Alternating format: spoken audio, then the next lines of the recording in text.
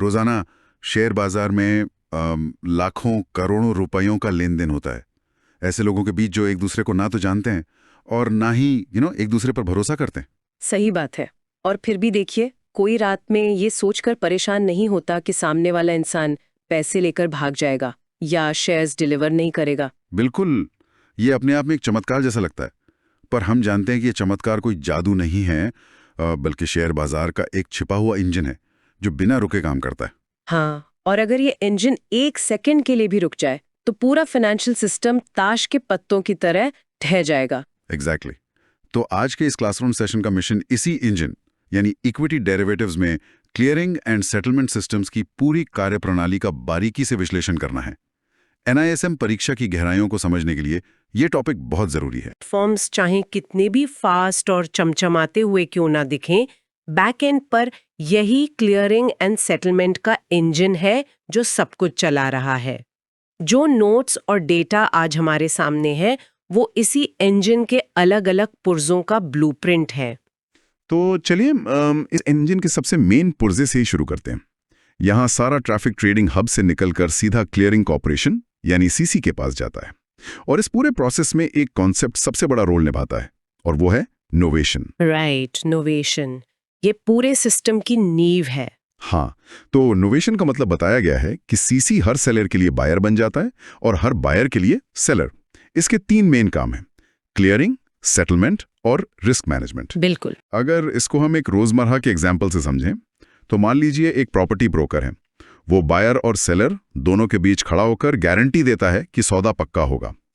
पर यहाँ एक सवाल आता है कि क्या CC के इस तरह बीच में आने से काउंटर पार्टी रिस्क सच में जीरो हो जाता है? देखिए, इस प्रॉपर्टी ब्रोकर वाले एग्जाम्पल में थोड़ा सा बदलाव करना पड़ेगा हमें। अच्छा, कैसे? क्योंकि एक आम प्रॉपर्टी ब्रोकर सिर्फ वादा करता है या बीच बचाव करता है, लेकिन नोवेशन के तहत CC लीगली हर ट्रेड के बीच में एक पक्की दीवार बनकर खड़ा हो जाता है। जब 2 लोग आपस में ट्रेड करते हैं तो हाई काउंटर पार्टी रिस्क होता है, यानी सामने वाली पार्टी के डिफॉल्ट करने का डर। राइट, कि पैसे नहीं दिए या शेयर नहीं दिए। एग्जैक्टली, पर नोवेशन इस हाई रिस्क को 0 रिस्क में बदल देता है। अगर बायर पैसे देने से मना कर दे या डिफॉल्ट कर जाए तो भी सेलर को उसका पैसा मिलेगा। क्यों? क्योंकि अब उस सेलर का कॉन्ट्रैक्ट बायर से नहीं बल्कि सीधे CC से है। मतलब उनका आपस का कनेक्शन पूरी तरह कट हो जाता है। हाँ, और इसके बाद आता है क्लियरिंग का काम, जो ये सही कैलकुलेशन लगाता है कि किसे क्या देना है। फिर सेटलमेंट का काम होता है शेयर्स या फंड्स का एक्चुअल ट्रांसफर करना, और इन दोनों कामों को बिना फेल किए पूरा करने के लिए जो मार्जिन और कैपिटल चाहिए वो रिस्क मैनेजमेंट इंश्योर करता है। समझ गया। ये तो साफ है कि CC एक बहुत बड़ी रिस्पॉन्सिबिलिटी ले रहा है, पर इस CC के इनर सर्कल में सीधा एंट्री किसको मिलती है? मतलब लाखों रिटेल ट्रेडर्स तो सीधे CC का दरवाजा नहीं खटखटाते हैं ना? बिल्कुल नहीं। रिटेल ट्रेडर्स तो ब्रोकर्स के पास जाते हैं, CC से सीधा जुड़ते हैं क्लियरिंग मेंबर्स यानी CM। राइट, और यहाँ CM की एलिजिबिलिटी के 3 लेवल्स दिए गए हैं जो नाइज्म के लिए बहुत इंपॉर्टेंट है जी। पहला है सेल्फ क्लियरिंग मेंबर। इसके लिए नेटवर्थ की शर्त है ₹100 लाख, और ये सिर्फ अपने या अपने क्लाइंट्स के ट्रेड क्लियर कर सकता है। हाँ, ये सबसे बेसिक लेवल है। फिर दूसरा आता है ट्रेडिंग कम क्लियरिंग मेंबर यानी TMCM। इसके लिए नेटवर्थ की जरूरत सीधे 3 गुना हो जाती है, यानी ₹300 लाख। ये मेंबर अपने ट्रेड्स के साथ साथ दूसरे ट्रेडिंग मेंबर्स यानी TM के ट्रेड्स भी क्लियर कर सकता है। सही कहा। और इसके बाद आता है तीसरा और सबसे इंटरेस्टिंग कैटेगरी। हाँ, प्रोफेशनल क्लियरिंग मेंबर यानी PCM। इनका नेटवर्थ भी ₹300 लाख है, लेकिन ये खुद की ट्रेडिंग बिल्कुल नहीं कर सकते, सिर्फ दूसरों के ट्रेड्स क्लियर करते हैं। और हाँ, इसके साथ एक सिक्योरिटी डिपॉजिट रूल भी जुड़ता है। बेस डिपॉजिट है ₹50 लाख और हर एडिशनल TM के लिए ₹10 लाख अलग से। बिल्कुल, ये डिपॉजिट सिस्टम को और सिक्योर बनाता है। पर मुझे यहाँ PCM की भूमिका थोड़ी अजीब लग रही है। ये तो बाजार के एक बहुत बड़े होलसेलर जैसा हो गया, जिसके पास तगड़ा पैसा है, बड़ा नेटवर्क है, फिर उसे खुद की ट्रेडिंग करने से क्यों रोका जाता है? देखिए, इसका रीजन बहुत लॉजिकल है। जब कोई संस्था इतने बड़े स्केल पर दूसरों का पैसा और रिस्क संभाल रही हो तो वहां कॉन्फ्लिक्ट ऑफ इंटरेस्ट की कोई गुंजाइश नहीं छोड़ी जा सकती। एक PCM पूरे बाजार में दर्जनों ट्रेडिंग मेंबर्स का रिस्क और मार्जिन मैनेज कर रहा होता है। अच्छा, तो मतलब अगर वो खुद ट्रेड करे? हाँ, बस सोच कर देखिए, अगर वो पीसीएम खुद भी हैवी ट्रेडिंग करने लगे और उसके खुद की प्रोप्राइटरी पोजीशंस भारी नुकसान में चली जाएं, तो क्या होगा? उसके पास जो दूसरे टीएम्स का पैसा और मार्जिन रखा है, उस पर भी तो सीधा खतरा आ जाएगा। एग्जैक्टली यही वजह है कि एनआईएसएम के रूल्स और सेबी के फ्रेमवर्क में पीसीएम का काम सिर्फ और सिर्फ सेटलमेंट और रिस्क मैनेजमेंट को एक प्योर न्यूट्रल तरीके से संभालना है। उन्हें ट्रेडिंग से दूर रखा जाता है। वाह, ये तो बहुत सॉलिड रिस्क मैनेजमेंट है। अब जब ये मेंबर सिस्टम में आ गए और लाखों ट्रेड्स लेकर आए, तो इन ट्रेड्स की गिनती कैसे होती है? यहाँ पोजीशन एग्रीगेशन का कॉन्सेप्ट आता है। हाँ, और ये कैलकुलेशन पार्ट थोड़ा ट्रिकी हो सकता है, तो इसको ध्यान से समझना जरूरी है। बिल्कुल। नियम ये बताते हैं कि प्रोप्राइटरी पोजीशंस हमेशा नेट बेसिस पर गिने जाते हैं, यानी बाय माइनस सेल। लेकिन क्लाइंट पोजीशंस हमेशा ग्रॉस बेसिस पर गिने जाते हैं। मतलब क्लाइंट ए और क्लाइंट बी की पोजीशंस कभी एक दूसरे से नेट ऑफ नहीं होती। सही कहा, हर क्लाइंट को अलग एंटिटी माना जाता है। इस मैथमेटिक्स को और अच्छे से समझने के लिए यहाँ TMPQR और TMXYZ का एक बड़ा डिटेल्ड एग्जाम्पल है। चलिए इसको आराम से डिकोड करते हैं। हाँ, चलिए। मान लेते हैं TMPQR का प्रोप्राइटरी नेट है 2000 लॉन्ग और उसके दो क्लाइंट्स हैं जिनका नेट है 1000 लॉन्ग और 2000 लॉन्ग। तो क्योंकि क्लाइंट्स ग्रॉस पर हैं, उनका टोटल हो गया 3000 लॉन्ग। अब प्रोप्राइटरी जो 2000 लॉन्ग था उसको जोड़ा तो PQR का टोटल CM के पास गया 5000 लॉन्ग। यहां तक क्लियर है? बिल्कुल, 5000 लॉन्ग। अब दूसरे टीएम पर आते हैं। राइट। अब TMXYZ को देखते हैं। इसका प्रोप्राइटरी नेट है 1000 शॉर्ट और इसके दो क्लाइंट्स हैं 1000 लॉन्ग और 2000 शॉर्ट। अब क्योंकि क्लाइंट्स को ग्रॉस रखना है तो XYZ का टोटल होगा 1000 लॉन्ग और उधर शॉर्ट साइड में क्लाइंट का 2000 शॉर्ट प्लस प्रोप्राइटरी का 1000 शॉर्ट, टोटल 3000 शॉर्ट। एग्जैक्टली तो XYZ लाया 1000 लॉन्ग और 3000 शॉर्ट। तो एंड में क्लियरिंग मेंबर ए के पास जो फाइनल एग्रीगेशन आएगा वो होगा PQR का 5000 लॉन्ग और XYZ का 1000 लॉन्ग मिलाकर टोटल लॉन्ग 6000 और शॉर्ट साइड में XYZ का टोटल शॉर्ट 3000। इस कैलकुलेशन का हर एक स्टेप NISM एग्जाम के लिए बेहद जरूरी है। प्रोप्राइटरी पोजीशंस को नेट करने की छूट इसलिए मिलती है क्योंकि वो एक ही कंपनी का अपना पैसा है, पर क्लाइंट्स अलग-अलग लोग हैं। इसे अगर हम एक रेस्टोरेंट के बिल की तरह देखें तो टेबल 1 पर बैठे इंसान ने जो ऑर्डर किया है उसका बिल टेबल 2 के कैंसिलेशन से थोड़ी ना काटा जा सकता है। हर टेबल का बिल अपना अलग ही चलेगा। पर एक सवाल है, सिस्टम के पर्सपेक्टिव से क्लाइंट पोजीशंस को ग्रॉस पर ही रखना इतना क्रिटिकल क्यों है? क्योंकि सोचिए, अगर क्लाइंट पोजीशंस को नेट कर दिया गया तो सिस्टम ये मान लेगा कि क्लाइंट ए का प्रॉफिट क्लाइंट बी के नुकसान की भरपाई कर देगा। पर रियल लाइफ में तो ऐसा कभी नहीं होगा। क्लाइंट ए अपना प्रॉफिट घर ले जाएगा, वो किसी अनजान क्लाइंट बी का लॉस क्यों कवर करेगा? बिल्कुल सही। ग्रॉस बेसिस पर गिनती करने का सीधा सा मतलब है कि सीसी हर एक ओपन पोजीशन के लिए अलग से मार्जिन मांग रहा है। ये रूल मेक श्योर करता है कि अगर कल को 10 क्लाइंट्स एक साथ डिफॉल्ट कर जाएं, तो सिस्टम के पास हर एक का अलग मार्जिन मौजूद हो। इन्वेस्टर प्रोटेक्शन का ये सबसे बेसिक रूल है। सेफ्टी का ठीक है, पर इस पूरी मशीनरी की एफिशिएंसी का क्या? यहाँ इंटरऑपरेबिलिटी का कॉन्सेप्ट आता है जो पोस्ट 2018 लागू हुआ था। हाँ, 2018 के बाद से पैराडाइम बिल्कुल चेंज हो गया। 2018 से पहले तो हर एक्सचेंज जैसे NSE और BSE के लिए अलग अलग मार्जिन देना पड़ता था, है ना? लेकिन अब इंटरऑपरेबिलिटी के तहत एक सिंगल चूजन CC और सिंगल कोलैटरल पूल होता है। सही कहा। ये तो थोड़ा थोड़ा इंडिया के फास्ट टैग सिस्टम जैसा हो गया। जैसे पहले हर हाईवे का अलग टोल पास लेना पड़ता था, अलग अलग वॉलेट्स में पैसे फंसा कर रखने पड़ते थे। अब एक ही वॉलेट से किसी भी टोल प्लाजा पर काम हो जाता है। ये फास्टैग वाली एनालॉजी बिल्कुल परफेक्ट है। इसके दो बड़े फायदे बताए गए हैं यहाँ। एक है कैपिटल एफिशिएंसी, यानी नेट पोजीशन पर मार्जिन लगना, और दूसरा है ऑपरेशनल रेजिलियंस। पर मुझे एक डाउट है।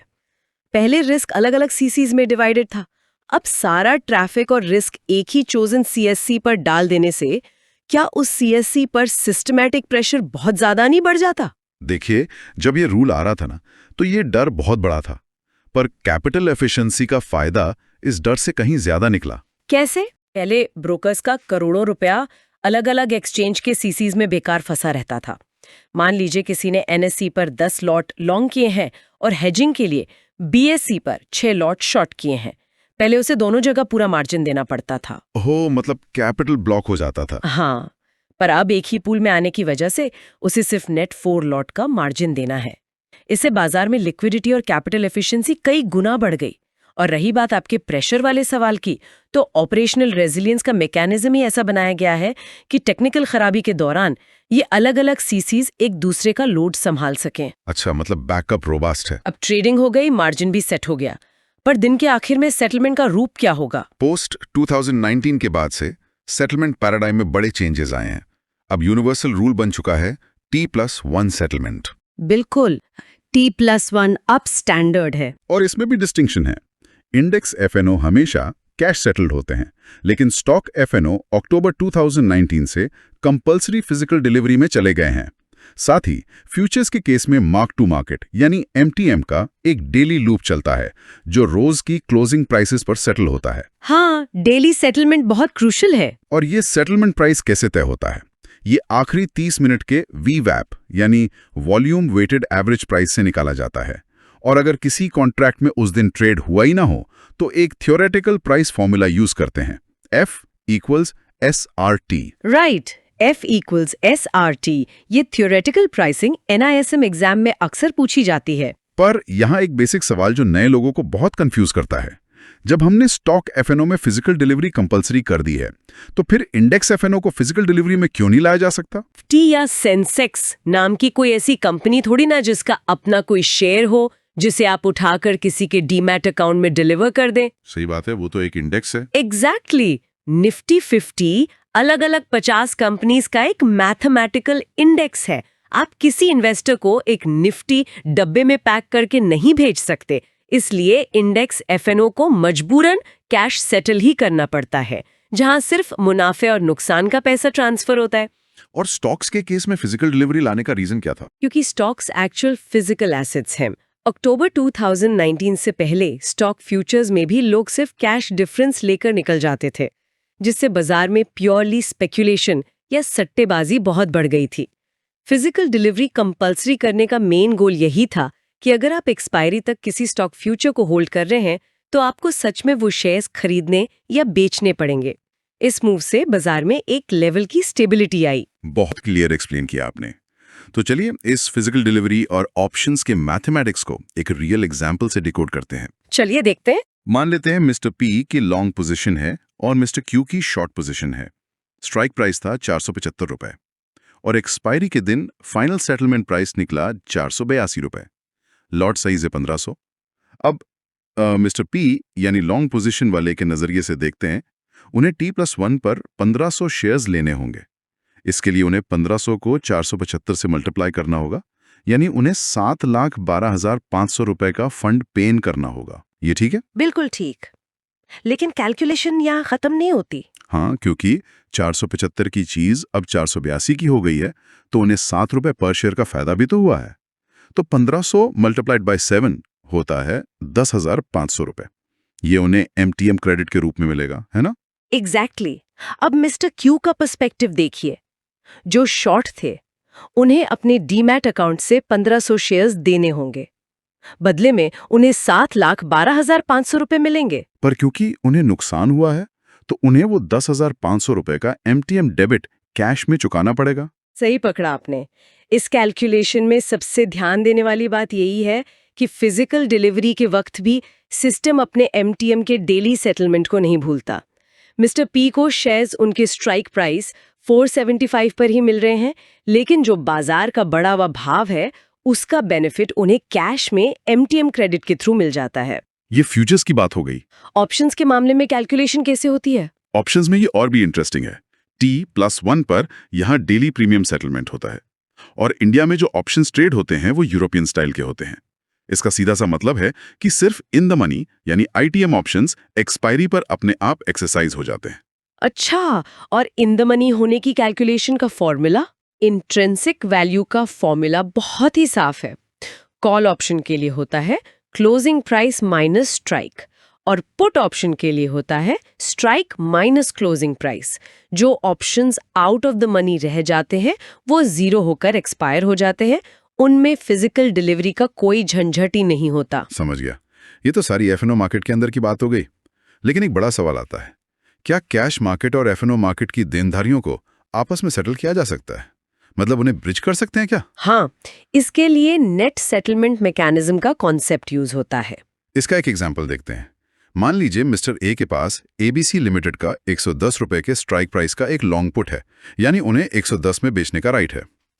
अब एक्सपायरी के दिन वो कैश सेगमेंट में जाकर 101 रुपये में एबीसी के शेयर्स खरीद लेते हैं और उस दिन का सेटलमेंट प्राइस 100 रुपए है। ठीक है। अब अगर पुरानी व्यवस्था होती तो ये प्रोसेस बड़ा लंबा था। पहले 101 रुपए देकर शेयर की डिलीवरी लो, फिर पुट ऑप्शन एक्सरसाइज करने के लिए उन शेयर्स को दोबारा सीसी को दो और तब जाकर 110 रुपए मिलेंगे। पर नई नेट सेटलमेंट व्यवस्था में ऐसा नहीं है। बिल्कुल नहीं। नए सिस्टम में कोई सिक्योरिटी मूवमेंट ही नहीं होता।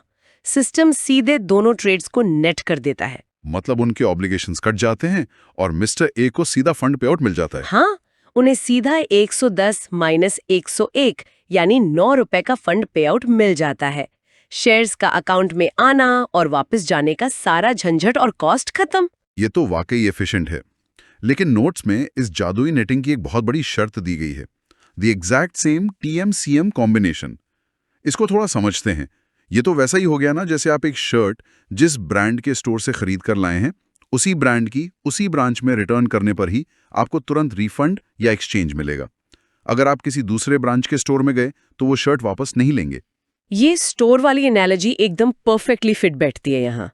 देखिए, पूरा सिस्टम इस बात पर निर्भर करता है कि ट्रेड्स को ट्रेस कैसे किया जाए। राइट। अगर एक ट्रेडर ने कैश का ट्रेड किसी एक ट्रेडिंग मेंबर के ऐप से किया है और एफएनओ का ट्रेड किसी दूसरे ब्रोकर के प्लेटफॉर्म से किया है, तो क्लियरिंग कॉर्पोरेशन को सपने में भी नहीं पता चलेगा कि ये दोनों ट्रेड्स एक ही इंसान के हैं। ओह, तब नेटिंग अप्लाई ही नहीं हो पाएगी। एग्जैक्टली।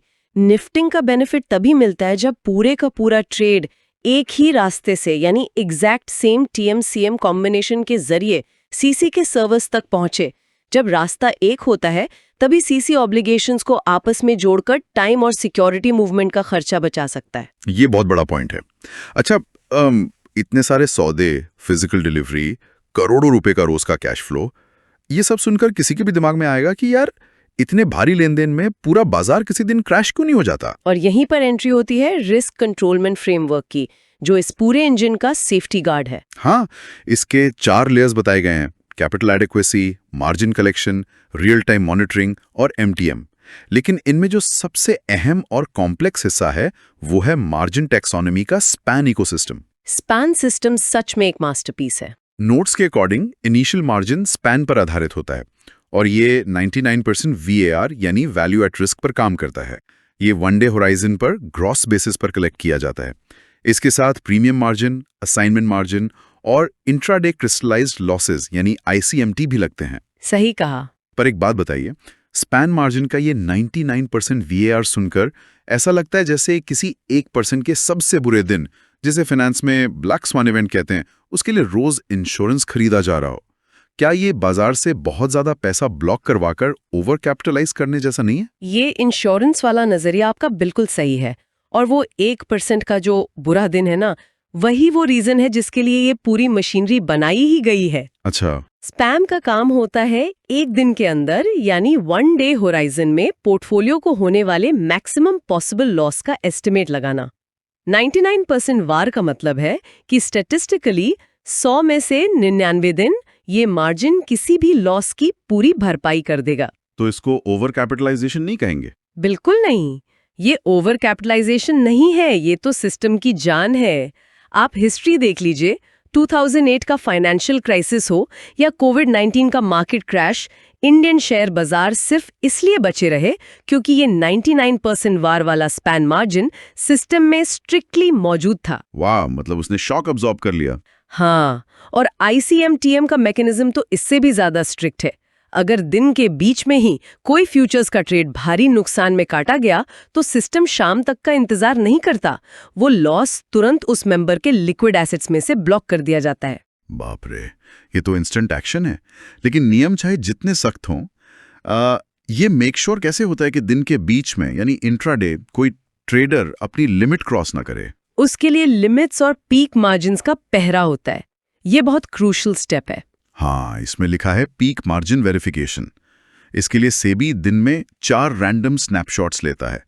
साथ ही पोजीशन लिमिट्स के 3 बहुत स्ट्रिक्ट लेवल्स बनाए गए हैं। पहला है क्लाइंट लेवल। ये 1% फ्री फ्लोट या 5% OI यानी ओपन इंटरेस्ट में से जो भी ज्यादा हो उस पर तय होता है। राइट, ये इंडिविजुअल क्लाइंट के लिए लिमिट है। दूसरा है TML लेवल, स्पेसिफिकली इंडेक्स के लिए। ये सेट है 7,500 करोड़ या 15% OI पर। और फिर सबसे ऊपर आता है मार्केट वाइड पोजीशन लिमिट, जिसे MWPL कहते हैं।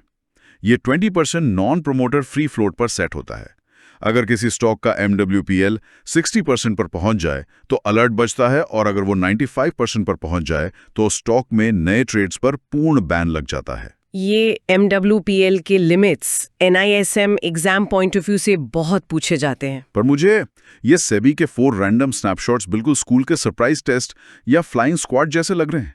जैसे किसी को पता ना हो कब चेकिंग हो जाएगी, ताकि कोई भी ट्रेडर दिन के बीच में ये सोचकर ओवर लेवरेज ना ले सके कि चलो शाम को मार्केट क्लोज होने से पहले पोजीशन काट लूंगा, सीसी को पता ही नहीं चलेगा। आपका ये फ्लाइंग स्क्वाड वाला एग्जाम्पल एकदम एक्यूरेट है, और इस मैकेनिज्म ने मार्केट की वर्किंग पूरी तरह बदल कर रख दी है।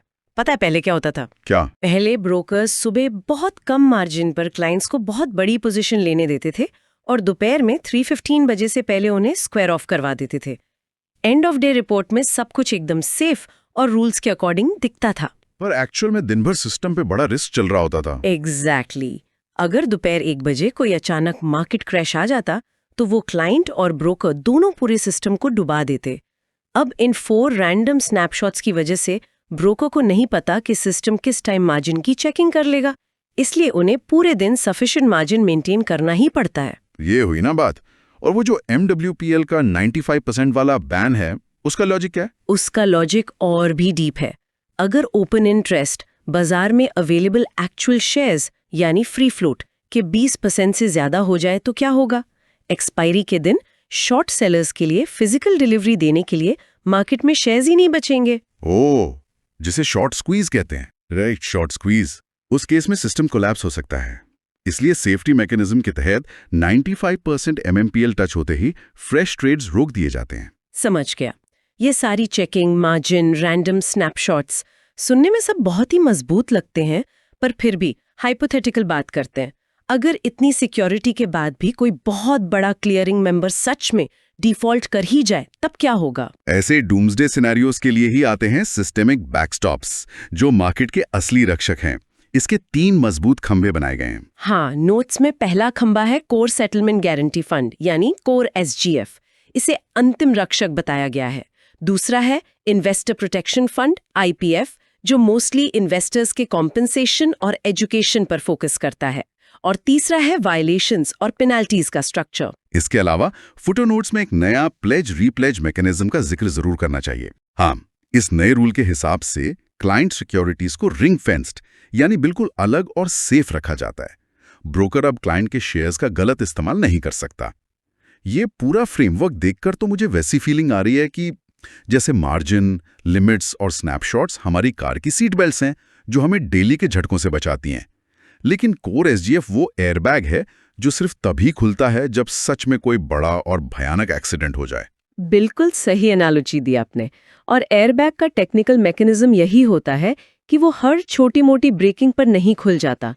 जब कोई सेलिंग मेंबर डिफॉल्ट करता है तो CC सबसे पहले उस डिफॉल्टर मेंबर के खुद के जमा किए हुए मार्जिन और डिपॉजिट्स को जब्त करके यूज करता है। यानी पहले डिफॉल्टर का पैसा जाएगा। हाँ, जब उसकी पूरी कैपिटल खत्म हो जाती है और फिर भी बाजार का कुछ सेटलमेंट बचा रह जाता है, बस तब जाकर इस कोर SGF के फंड्स को यूज किया जाता है। ये इसलिए किया जाता है ताकि जिन निर्दोष ट्रेडर्स ने ईमानदारी से अपने ट्रेड्स किए हैं, उनका पेआउट किसी की गलती की वजह से ना रुके। पूरे मार्केट का भरोसा इस कोर SGF पर ही टिका हुआ है। और प्लेज रीप्लेज सिस्टम ने तो इस सेफ्टी को एक और लेवल ऊपर कर दिया है ना? बिल्कुल। पहले क्लाइंट को मार्जिन लेने के लिए अपने शेयर्स उठाकर ब्रोकर के पूल अकाउंट में ट्रांसफर करने पड़ते थे। वहां ब्रोकर फ्रॉड कर सकता था, पर अब नए सिस्टम में शेयर्स क्लाइंट के खुद के डीमैट अकाउंट में ही रहते हैं। बस उन पर CC के नाम का एक प्लेज यानी गिरवी होने का थप्पा लग जाता है। ब्रोकर उन्हें टच नहीं कर सकता। ब्रिलियंट। तो आज के इस क्लासरूम सेशन में हमने इक्विटी डेरिवेटिव्स के इस क्लियरिंग और सेटलमेंट इंजन के हर एक पुर्जे को बारीकी से परखा। क्लियरिंग कॉरपोरेशन के इनोवेशन कॉन्सेप्ट से लेकर पोजीशन एग्रीगेशन का मैथ्स, T+1 सेटलमेंट के नियम, स्पैन मार्जिन के पहरे और एंड में कोर SGF जैसे सॉलिड बैकस्टॉप्स, ये पूरा आर्किटेक्चर NISM एग्जाम और मार्केट की एक्चुअल वर्किंग दोनों के लिए बहुत ही क्रिटिकल है। सच में इन्हीं सिस्टम्स की वजह से मार्केट में कॉन्फिडेंस बना रहता है। लेकिन इस पूरी गहरी चर्चा के बाद एक प्रोवोकिंग थॉट दिमाग में जरूर आता है, जो इस सिस्टम के फ्यूचर से जुड़ा है। आज हम T+1 सेटलमेंट की दुनिया में बैठे और ये पूरा स्पैन का इंजन बहुत ही तगड़े तरीके से काम कर रहा है। हाँ, सक्सेसफुली चल रहा है। पर जैसा कि हम देख रहे हैं, मार्केट का अगला रास्ता T+0 यानी उसी दिन सेटलमेंट या शायद इंस्टेंटेनियस सेटलमेंट की तरफ जा रहा है।